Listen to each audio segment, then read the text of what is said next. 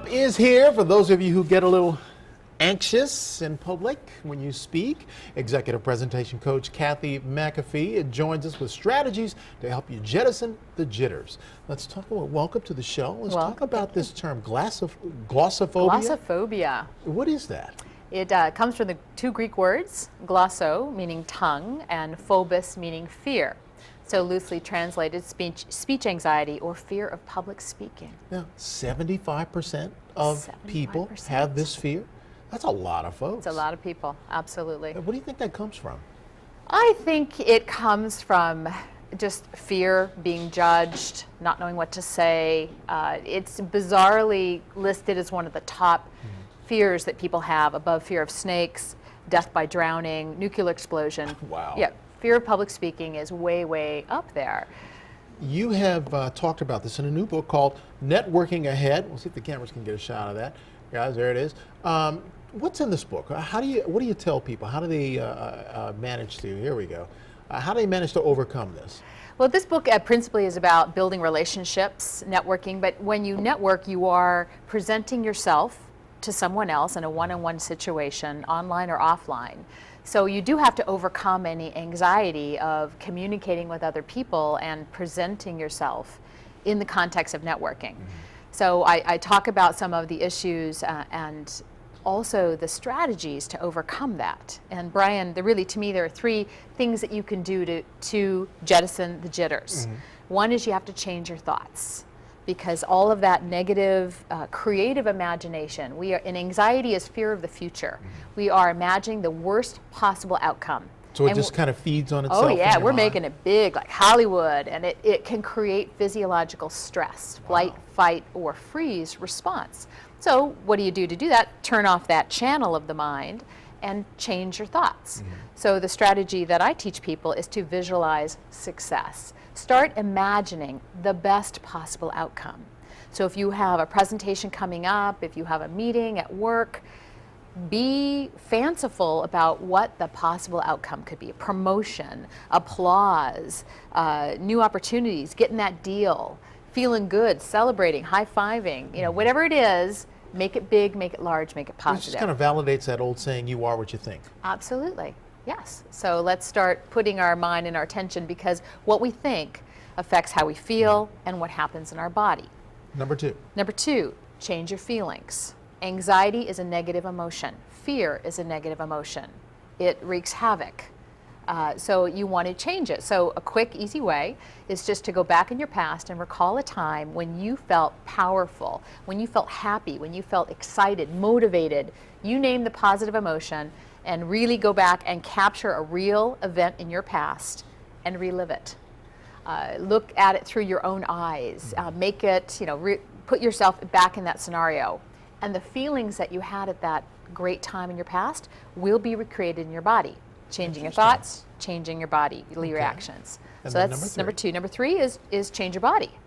So sit up straight, smile, laugh, do something crazy. Sometimes I'll do push-ups, or actually this is a technique, not push-ups. We're not going to do those Matt on Locker this. does that. Does he? We'll have to get him to show you later on. Okay, good. It changes everything, changes the blood flow.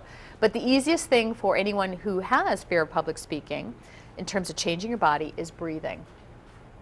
And the key to breathing is to exhale first, because when you're nervous, you hold all the air in. So you got a whole lung full of old, dusty air, and we're just adding a little bit on top. So you want to exhale, put it all out. Deep cleansing breath. And then a slow inhale. Hold it for a second, and exhale. And then 3 times. And by the way, no one notices what you're doing, because we all breathe, right? Exactly. So breathing is transparent, and that calms the body. So these are all ways the mind actually has a physiological effect. There's an outcome of your worry and your stressing over how you project. Absolutely. Wow, we're all neurologically linked, thoughts, feelings, bodily reactions. So when I work with clients in presentation skills, what I see them having physiological symptoms, sweat, heart rate increase. Some of them blank out. Their mind goes completely blank. Some of them, it's a very painful event. for them. You go back in your book to a quote by Eleanor Roosevelt. Absolutely. She said, do one thing every day that scares you. And maybe that one thing is speak in public, because that really is the fourth thing that you can do, Brian. Practice, practice, practice, preparation, preparation, practice. Doing the thing that you fear over and over again, the fear goes away. And And there are many little ways you can practice that public speaking. I found personally, you know how people are reluctant to speak in a group, when you have a group of people in an elevator. When you're in an elevator, even a simple thing as saying hello to everyone releases that in you. It conquers that fear. That's just one way I found that conquers it. Right. But there's several other little things. I like that. It's a good technique. Low risk elevator. No one speaks. It's just the way we do things. Exactly. You can break the ice. Walking on the street, networking. You get regular practice meeting and talking to people. So, you know, overcoming, again, glossophobia, speech anxiety, just means you need to speak, get comfortable, change your thoughts, change your feelings, change your body, but do it. And eventually it will go away. Just habitually reach out to people. Absolutely. Now, are there groups you can go to practice these kinds of things? Toastmasters International is an awesome organization that gives you that regular outlet for practice. They meet weekly, and they give you different challenges. You learn skills, and again, practice, practice, practice. Next time you do it, you've done it before, so it's not that anxiety-ridden.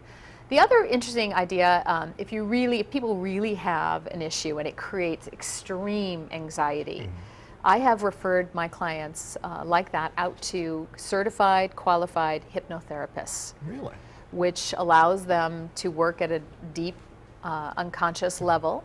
Deeper level. It's actually like therapy for the brain. I love hypnotherapy. It's relaxing, it's empowering, it's quick, it's non-invasive.